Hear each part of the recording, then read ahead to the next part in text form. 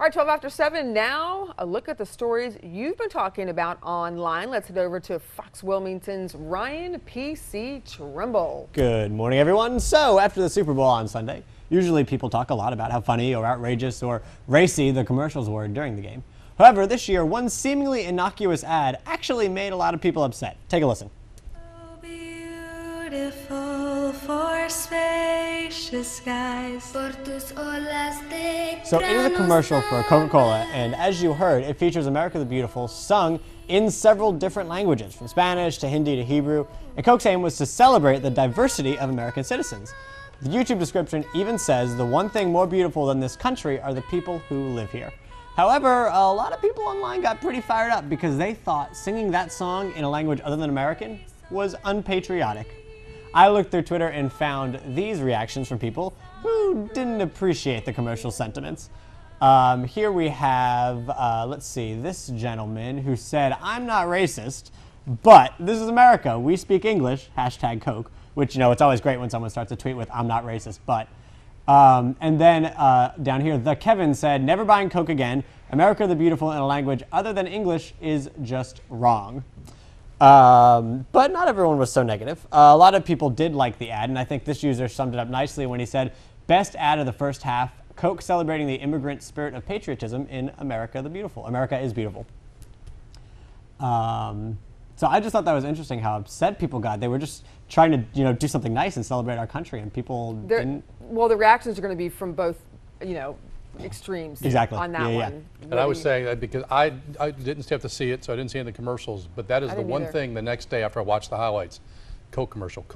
So I finally watched it, and I just realized I watched the entire thing before I read all the hates and the positives. I didn't even know that it was controversial. Nope. I just watched it and thought, exactly. all right, well, what did I miss? Well, I feel like most people would agree. Now, I do want to add that I saw a lot of people saying it's not patriotic to sing our national anthem in a different language. And whether that's valid or not is not actually applicable because the song in the ad is not our national anthem. Correct. That, of course, is the Star Spangled Banner, but I think a lot of people, we just have so many patriotic songs. Yeah. Now, this next story is controversial, but to a different group of people. I saw it posted all over my Facebook. Fans of the Harry Potter series were shocked to find out this past weekend that author J.K. Rowling admitted that marrying two of the main characters, Hermione Granger and Ron Weasley, was actually a mistake.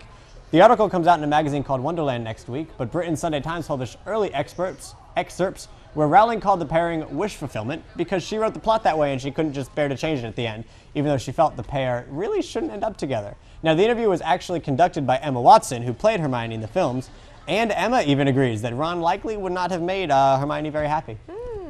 Yeah, which I thought that was interesting. Yeah. Especially, you know, a writer admitting that her characters developed differently than she maybe wanted them to. Originally meant to. I think it turned out okay for her. Oh, yeah. Yeah, it didn't hurt her a bit, did it? Oh, no, definitely not. Now, today is also a very important milestone in internet history because 10 years ago today, a little website called The Facebook went online, and it 100% took over our lives. Now, to celebrate that milestone, I asked viewers to tweet at Fox Wilmington their first default picture and their most recent one using the hashtag #MyFirstDefault. So let's take a look at them. As you can see, most of these pictures were taken in like 2006. And of course, the most recent ones are in 2014. Now, 2006 was the first year that Facebook was open to anyone over the age of 13, as long as they had a valid email. Before that, of course, it was only open to college students. And actually, over here in the right corner of your screen is one of our old employees, Nikki Bussey, who now lives out in the Midwest. And she sent us her picture from 2006 and her picture from now. And she remarkably looks almost the exact same. And we also had a few other employees send us their pictures. This is Casey Cunningham, who was one of our reporters. Her first profile picture was from 2008. And then this is Caitlin Stansel from 2007, and then now with her picture with, I believe that was a llama. And now this is, okay, so this is Mr. Bob Bonner, who now most people, the other way. Yes, most people get older in their Facebook profile pictures, but you sort of went the Benjamin Button way and got younger in yours. Just proving what a cute picture. Destiny. I love it. I love that picture, Oh Bob. gosh, I think it's great. And now to follow through on my promise from yesterday, here's mine, and it's just as terrifying as I let you know. So here's my current one, and then here is my first ever profile picture. It is from 2006. It's horrible. Oh my gosh. So, okay. Ryan. I know. Let's just take a minute to admire all the elements of this picture. The braces are one thing. The book in German is another thing.